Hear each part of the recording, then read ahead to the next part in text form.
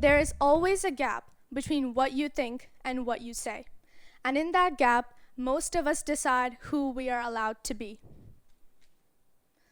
Many of us are constantly hiding our real ideas, perspectives, and goals just to fit into the room that we're in. And this creates a very dangerous bottleneck. Collaboration is now going from different perspectives interacting to just different people all agreeing the same thing. Shallow and safe conversations. And this is actually keeping a lot of our major world problems from being solved. Things like climate change, mental health crises, access to education, and inequality, these need real contribution and unique ideas. Instead, we get watered-down debates from the people that represent us and even repeated failures in the way of progress. And this creates actual polarization from the act of over-assimilating. Sounds contradicting, right? But when majority of people who are able to use their voice choose not to speak out, the moderate range of ideas cease to exist. Only the extremists stick out. And as we have seen, this has led to deeper social divides and less opportunity from already marginalized communities. The lack of genuine connection is what is building this gap more and more. So how do we solve this very tough problem?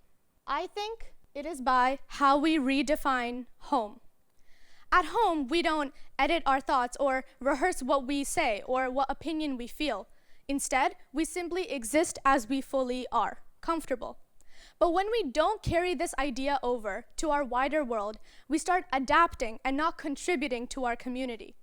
When we actually do start contributing and not adapting, we create places where polarization loses fuel.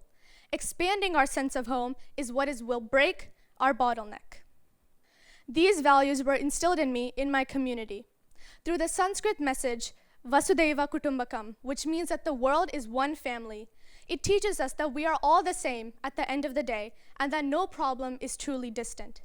This echoes worldwide with African philosophy in Ubuntu, I am because we are.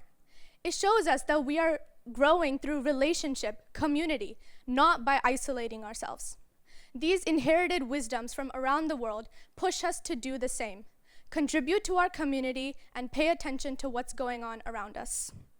Some things I've done. By joining the board of a mental health nonprofit, contributing to legislation of bills, volunteering, and dabbling in theater, I've also realized this message. In none of these fields has hiding my own perspectives or skills ever helped solve a problem. In fact, the opposite is true. In our school's theater company, we choose to put on plays and musicals that represent the actual problems of society: oppression, society, rebellion, money, and greed. Though we could do something easily surface level for the sake of it, with this creative freedom that we are given, we choose to use our voice to make a real impact. Such experiences have shown me and my peers that we can and should continue using our voice to make an impact on our community. We see this worldwide in India as well. Look at the Chipko movement. Village women didn't see the forest around their home as a resource, it was part of their home. So they hugged the trees against the bulldozers for weeks at a time. And this inspired nonviolent resistance across the country too. Till today, we have lasting policy changes that stem from this that protect our ecosystems till today. So what can we do? You guys in the audience, right? Here are 3 questions we can ask ourselves. What am I currently withholding that could change the conversation if I said it out loud? Whose perspective is missing here? And what action can I take to make sure it is fully heard? And lastly, what position would I state if I remove my fear of social judgment? Because building a wider world isn't just about opening the door.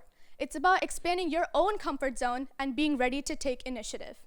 These small shifts in thinking greatly increase our progress on the problems of our world and make our rising generation's visions possible. Building a better world isn't built when we all find where we fit in. It's built when we no longer need to fit in. Thank you.